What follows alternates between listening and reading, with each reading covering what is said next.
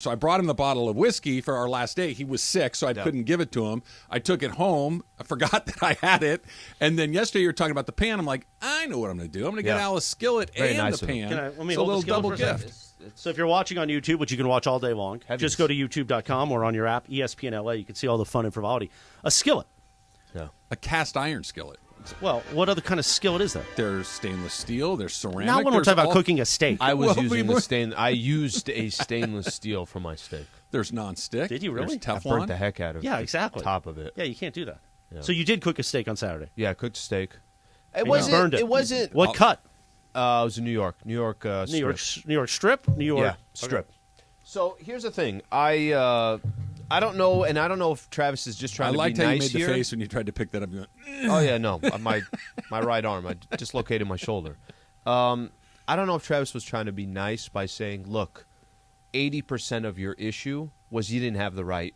The right accoutrement. Yeah, you didn't have the right one. So we're going to find out if that's the problem or if I just... But in that wacky electric oven of yours, how are you going to get it hot enough?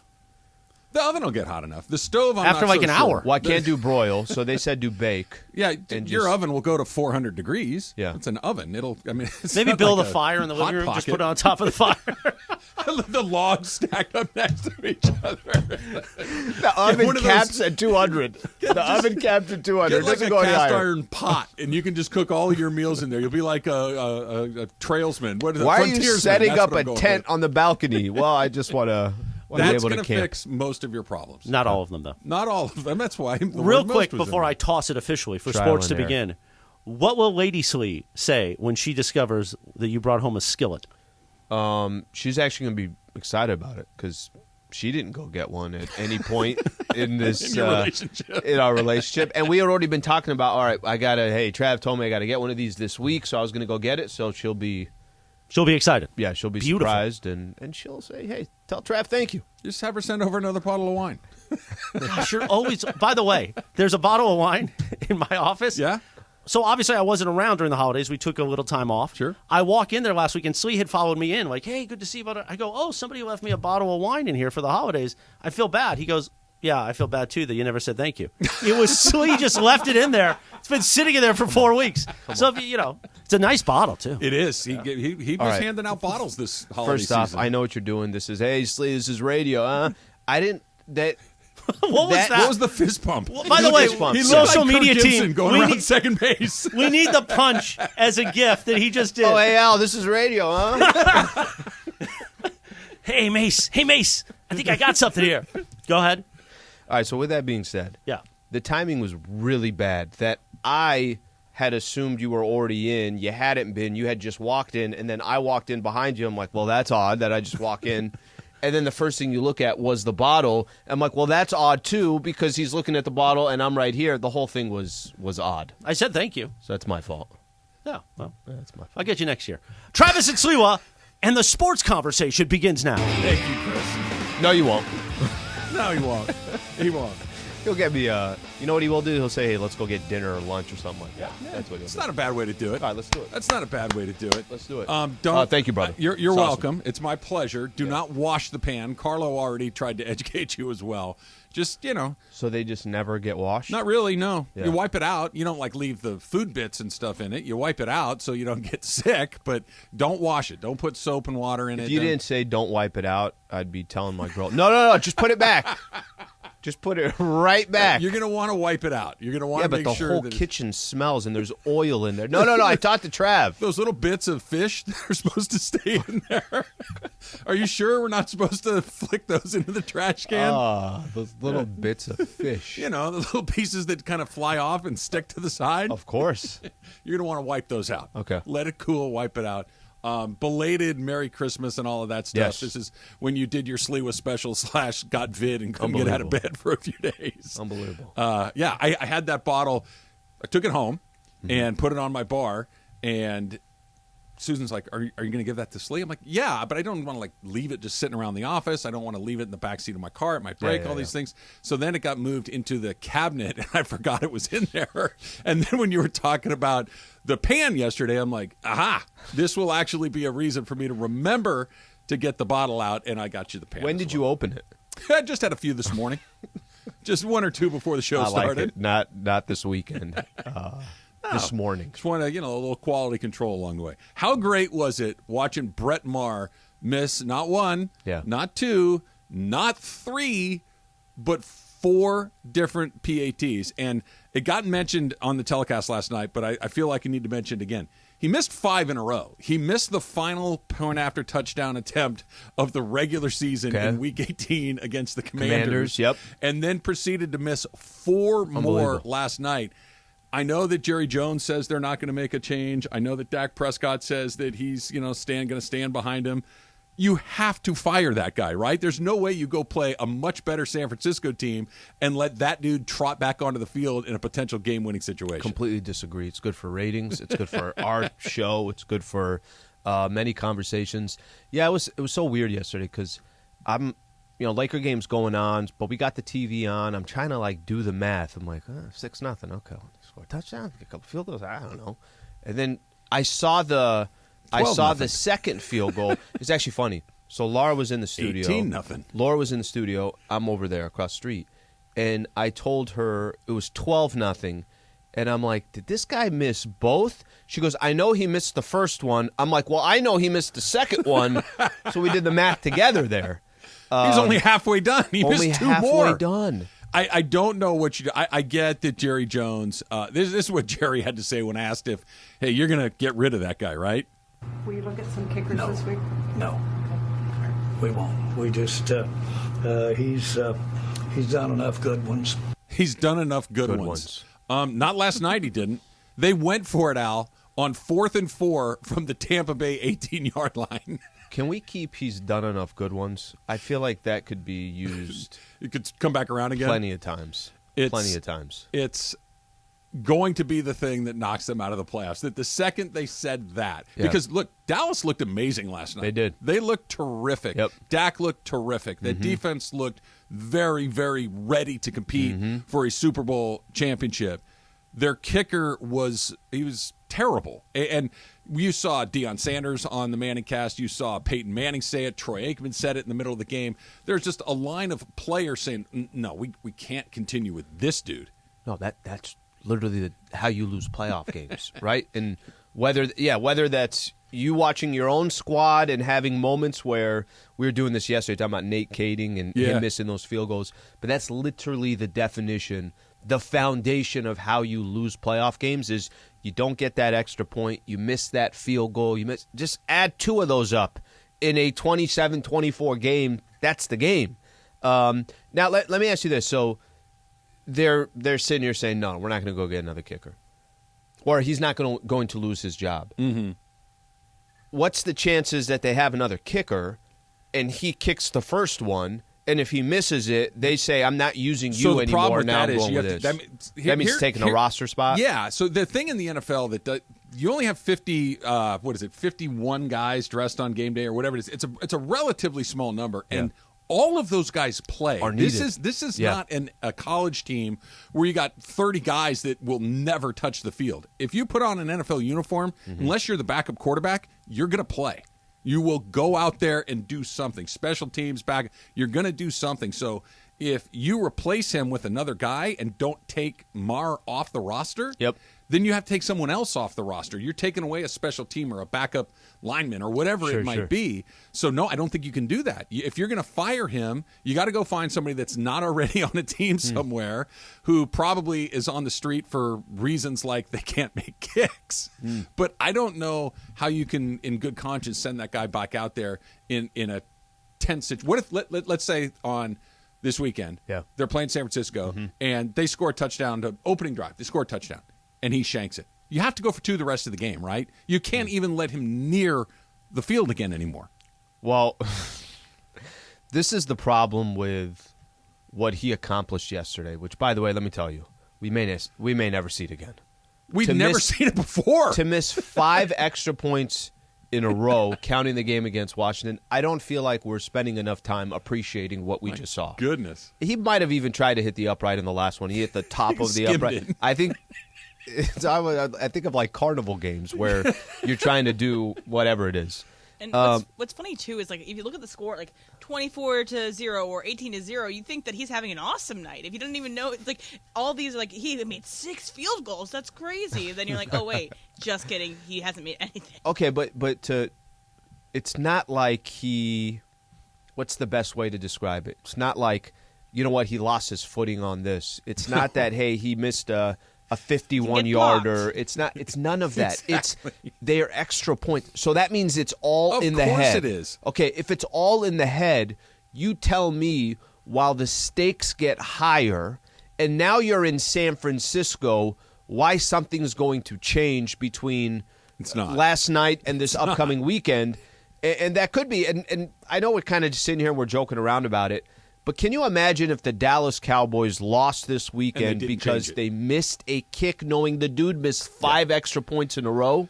Look, there's a lot of evidence that once this stuff is in your head, it doesn't leave. At least for a while, not in 6 days. Or forever, because there are examples that we'll talk about in just a little bit. The Chargers, they're doing something, Slee. I don't think they did the thing that they need to do, but they're trying some half measures along the way. We'll see if it's going to make any difference at all. It's coming up next. It's Trav and Slee, 710 ESPN.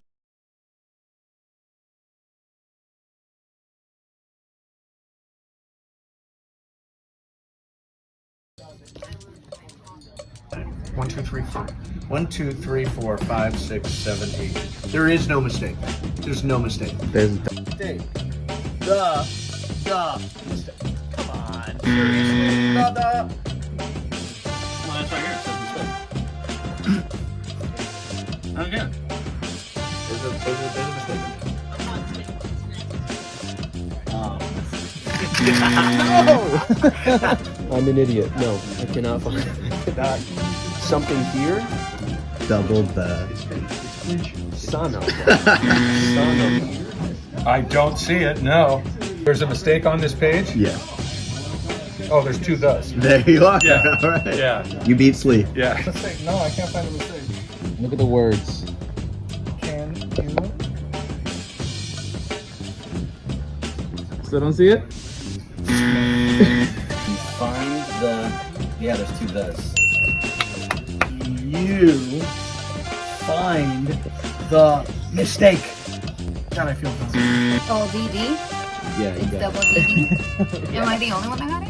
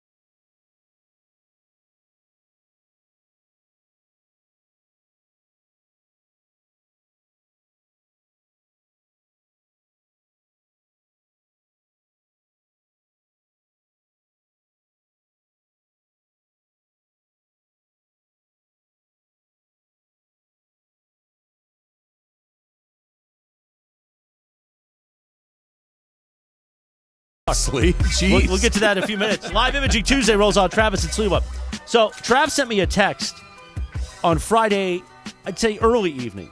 Late afternoon. Whatever. Producer Emily also sent me a text at Friday evening when she got out of a certain movie, which I'll get to in a moment. But both texts I didn't reply to because I fell asleep at like 5:30. I was just so gassed from the week.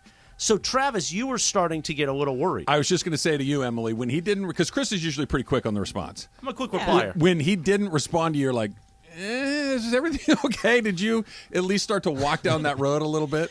I didn't really think about it. Oh, wow. Well, at least you're honest. No, I was like... She said, let me pour myself a glass of wine. Yeah, I came out of the movie. Fine. I was like, I had several people that I knew I wanted to talk about the movie with, and so I texted you, I texted some other friends. I'm like, this is the movie that... And then... But wait a I minute. forgot. She said some other friends, which means I'm a friend. That's right. You're amongst her friends you're amongst group. a friend. So, producer Emily, you saw the movie Megan. Yes, I did. And was it incredible? It is the most fun experience I've had at a movie theater in a very long time. It's because it's not scary. So don't go in thinking it's going to be scary at all. It's more like a quote-unquote thriller, but it's more funny than anything. These actors act it so straight that it's hilarious. And, it helps with you have a little bit of, extra juice in you Enhancement? to enjoy it. Yeah, enjoy it with your friends. And I saw Like it in drugs. I'm more for popcorn. I saw it with it full theater too, and everyone was laughing at everything. It was so good. It was good fun. It was a good time. Well, that's a good review. Now I want to see it because I was a little skeptical. It's like so camp. It's very camp. It's a cult classic. She was selling Al on it hard yesterday. Yeah. And you seemed less inclined. You did not seem as enthusiastic as Chris. No, I'll see it. She sold me on Babylon, and then she's like, don't go see it. I'm like, well, you told me to go see it. Well, I said go see Megan first, and then go see Babylon. Babylon, you can get on like HBO Max in a few weeks. Yeah, Slee. I want to do that. We'll see it at the theater. It is playing in Pasadena, so I should. Well, Pasadena it's not like it's a limited release. Yeah, I don't understand. It's playing in Pasadena. Like, where else would it be playing? It's also like an event too. It's like something that you can go and like be with people and know that you're in the joke and That's everything. some art house movie that's Slee's released face. in one place. Listen to me for a second. Guys, it's playing in Laguna. Listen. And Anaheim. And Pasadena. Listen to me. Pretty much everywhere. Palm Springs, I go to iPick. Phoenix. iPick's not going to have every movie. They only have like 4 movies that are playing at a time. So Now, that's what I'm talking about. Let me ask you a question, because I'm a big iPick Westwood fan. Yeah. Keyshawn recommended that years ago. I've now been there a few times. Mm-hmm. But it's a bit of a vig. You're walking out a little empty. Financially, I mean. Oh, no, they take advantage. They definitely So, get you. But you maybe could this come is- in. But you could come in with a game plan. So there is the one in Pasadena. It's a special one in There's Pasadena. some yeah. bars. There's some restaurants. Well, no, that's like, how you they could all go are, do yeah. all that stuff. No, not even inside. I'm saying not inside. If you Okay. want to go drink outside, go to a bar, go to a restaurant, go whatever, and then you go in, and then iPick's only taking 60% of your paycheck. Now, I go to the Alamo. Emily, is this worth an iPick experience, or is it more like a midday AMC? And we love the fine folks at AMC, but maybe just AMC by yourself matinee special. No, you gotta go. You gotta have as many people in the theater as you can get, because I think it's much more funny when you're reacting to everyone else is reacting. Everyone's reacting to like different parts of the movie because it's like a very weird kind of humor, and that's why I like it. It also has the largest debut for original film since last year's Nope. It debuted at 30 million in its first week, so it's doing pretty well. Was that also released in Pasadena? In fact, it was. Is it in South Pasadena too, or just Pasadena? Okay. All right. This is how it's going to be today, boys. It's like hey, this is on in a I'm going to very go see Avatar. large city I'm going to go see in Avatar. California. I'm never seeing Megan. Oh man, Avatar. That too. Chris, I need you to go see Megan. Oh, I absolutely, but I will not see Avatar. I didn't see the first one. I was excited because. No, 10:30. I told you. Don't you guys you have said some- 10:30? Don't you want to break down LeBron's 48 points more? No, haven't- we're probably even going to started. hammer on the You Chargers for a you little can't, bit. You can't and do then- it more when you haven't started yet. Oh, you didn't do that? Not yet. No. Oh. Not yet. Well, Travis and Sliwa continues now. Thank you, Chris. We'll get to LeBron's 48 points. Back-to-back 36 minutes, 48 points to beat the Rockets, who scored 132. By the way, real Seems close. aggressive. Yeah, real quick. Get in there. How, Get in there. How scared were you when we got inside those last couple minutes? It's a 2-point game. It was looking It was a 2-point like game. The 50-year-old Eric Gordon may lead the Rockets to the win. All right, listen, and this is what Michael always does, and John always tells him, don't do that. Michael's like, this game's in the refrigerator. I'm like, Michael, there's 10 minutes left in the fourth quarter. It's like a 6-point game. And Michael's like, it's in the fridge. John's like, don't do that. And the next thing you know, Houston just comes back and it's a 2-point game. To answer your question, a little nerve-wracking. Yeah. A little nerve-wracking. You were worried you were going to have to Rockets. put that tweet up, right? Well, then we got... Lakers fans, what now? Yeah. That's what he was going to have to tweet. Yeah. He always says Lakers fans. I was ready. Like, we know who's following you, Slee, to be honest. And it it's just personal. happened right after the Lakers Yeah, game. but Chris, it's personal. You know what I mean? You want that? It's got like a that human personal- touch, as Bruce Springsteen once said. I tell Lakers got Kings tomorrow, and I tell this guy over here, and this shows you what Taylor's confidence is. Taylor's team is so much better than yours. Well, just take a second. They're in the playoffs. Take a second here. Well, I tell Taylor, I'm like, hey, you going to the game tomorrow? He's like, yeah, I'm working on it, trying to get tickets. And he goes, Slee, it's a hot ticket. They're a good team. I'm like, relax, bro. Everywhere I turn here, people just firing missiles. So Taylor posted over the weekend on his Twitter from the game up in Sacktown, the beam. Against the Rockets, by the way. Okay. And I just got to say, I was jealous for a moment because I wish we had a beam. Can you imagine the imaging we could do if we had a light beam? No beam for the Lakers. The Clippers can have a beam. We're not doing a beam for the Lakers. I just thought there'd be a lot of wacky imaging. You should just do our own, like, 710 every time the Lakers win. Light your own beam for 710. We don't need crypto. We don't do it at LA Live. Do our own thing. Shoot a flashlight out your front door. That could be lighting the beam at the Sliwa residence. Just shoot it out the front door. You're ready to go. All right, Travis and Sliwa Chargers talk right now. Thank you, Chris. Thank you. Brought you a pan. Don't get all mad at me. I'm good. When Chris is here, you kind of get, you're like, let's just go after him. No, I brought you presents today. You did. No, you did bring me a pan. There, people want to help you with your pan. You want some? Yes. This is from you 100% can use a little soap on your cast iron. Just don't dunk it in the water. Wash it, dry it, re-season it, and you're golden. Don't wash the pan. Clean it, but don't wash it. Right? The distinction. Don't scrub and this just and all get that. all the schmutz out of it and then put it away. And then re-season it, too. That's a couple different people have mentioned this to you as well. Let's see here. This is it. After you wash it, don't forget to put a little bit of oil in the pan to prevent rust. So you clean it, just a little bit of wipe it around, smear it out, and you're ready to go. That's it. That's it. All right. And then you cook a steak. And leave the salmon pieces on it. in the middle of your living room, I want you to get a circle of rocks, go out on a hike, start collecting put like one of those little backpacks on Rookie so you can carry like a donkey. Amazing. You Just can bring amazing. it back in. Get one and build electric stove and everyone just build a little fire. We can do it in the grill too. We'll walk you through this. The grill I should do. The grill It'll I get should hotter. use. It'll get hotter. That'll give you a better sear. I just have no way of getting it back into the house. Well, you might not need to if your grill gets. We'll talk about this at another time. Joe Lombardi, offense coordinator for the Chargers. Yeah. Bye. Shane Day, the the passing game coordinator and quarterback coach. Yep. He too was dismissed. So far, everything is going as planned, as we said it would. Meaning, Staley ain't going anywhere. Yeah, that you're not going to go.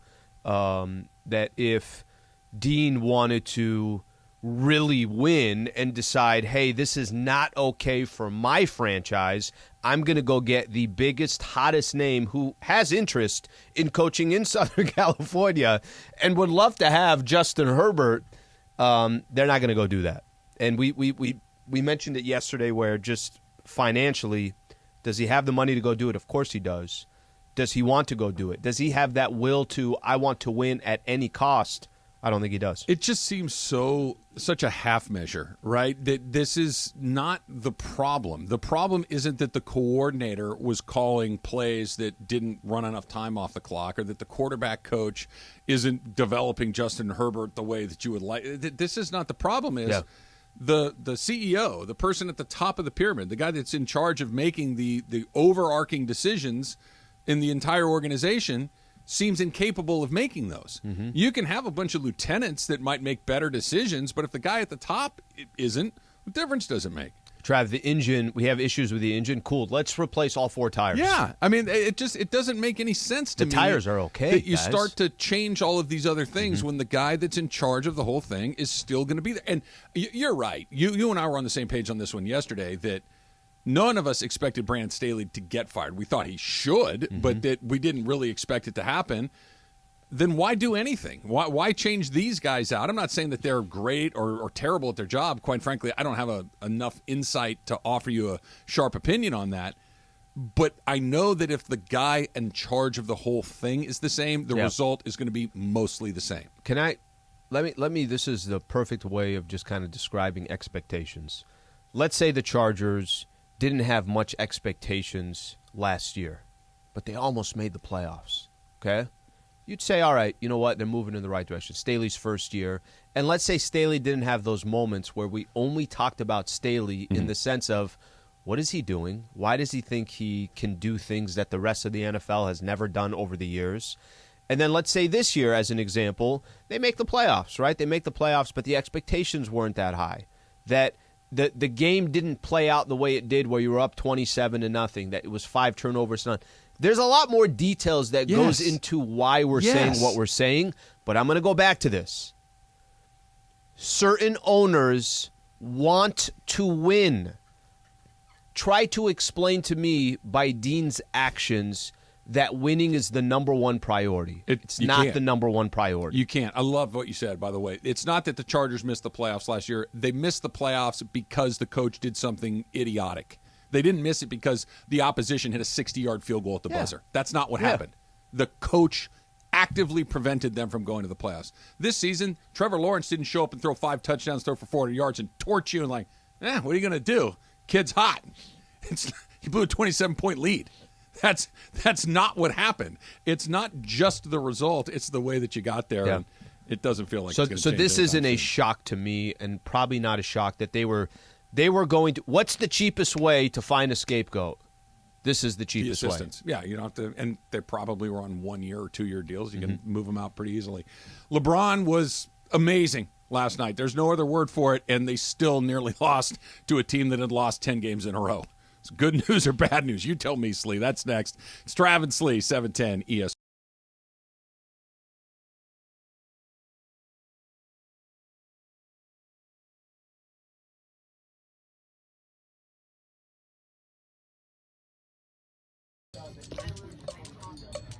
One, two, three, four. 1, 2, 3, 4, 5, 6, 7, 8. There is no mistake. There's no mistake. There's mistake. Mistake. Come on. Seriously, brother. Well, that's right here. It says mistake. Again. There's a mistake. No! I'm an idiot. No, I cannot find something here.